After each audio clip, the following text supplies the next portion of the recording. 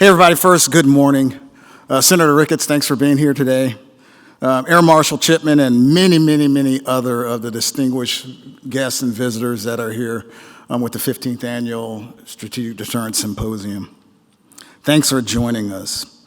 And as I opened up and joked about, this is our record turnout. We have more than 810 folks representing government, academia, and industry, and we're extremely proud to host allies and partners from 15 different nations here today. This year's theme is Strategic Deterrence Amidst Global Transformation. And we selected this theme for two reasons. As my J5 said, number one, the fundamental tenets of strategic deterrence are still valid. The mission to deter strategic attack is as important as ever, as is our mandate to prevail in conflict when directed. The national security strategy, the national defense strategy, the NATO strategic concept, the Washington Declaration, all state unequivocally the importance of a safe, secure, effective, and credible nuclear deterrent because it remains the bedrock of integrated deterrence. The second half of this year's theme, amidst global transformation, was chosen because it is imperative to recognize the changing strategic environment that we face. The world atmosphere has transitioned from a competitive to contested one. And now, as we see from the war in Ukraine, the attacks on Israel, it is increasingly combative. The challenges we and our allies face today are unlike any we've ever encountered. What we're confronting is a two-nuclear peer plus environment.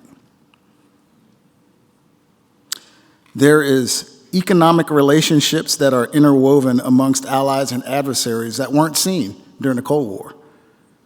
That's why I don't call this Cold War 2.0.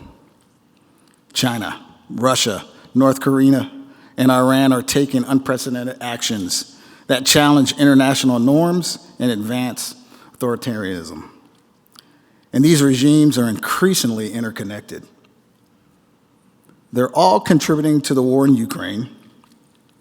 Thousands of shipping containers from Pyongyang, hundreds of drones from Tehran, an endless supply of machine tools, microelectronics, and rocket propellants from Beijing. But daunting as this environment may be, I do have confidence in our future. I believe that the U.S. and its allies are key and that will ensure our security and prosperity throughout the 21st century.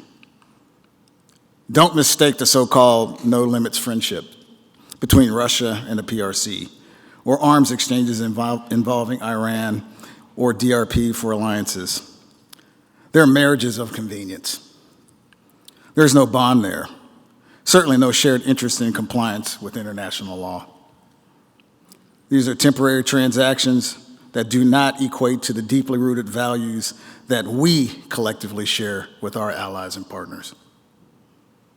U.S. allies and partners are an asymmetric advantage over any potential adversary. Together, our deterrent force is as formidable as ever. And although the strategic environment is changing, the objectives of deterrence remain the same. As our U.S. National Security Advisor, Jake Sullivan, stated, we'll seek to do a couple of things. Prevent an arms race, reduce the risk of misperception and escalation, and most importantly, ensure the safety and security of our people and the people around the world from nuclear threats. With these objectives in mind, we're going to use this venue to deep dive into topics like the strategic posture, the role of advanced non-nuclear capabilities to help me as the commander of STRATCOM with my nuclear capabilities, extended deterrence, and challenges facing our defense industrial base. The goal is that everyone takes something away from this symposium, so don't hesitate to speak up over the next couple of days.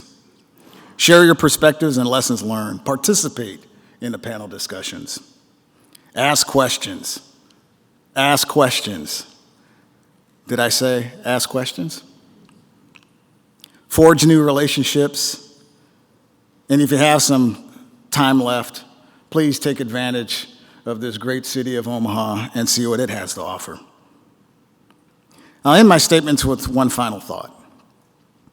Think about all the expertise that's in this room, from the old guard to the next generation of deterrence thinkers. They're all here. This room right now has the highest collective nuclear IQ on the planet. So let's take advantage of that. And at the end of this conference, take what you have learned, and I want you to expose others to that nuclear IQ. Thanks again for your participation in this symposium. And as my team always knows what I say, let's get after it. Thank you.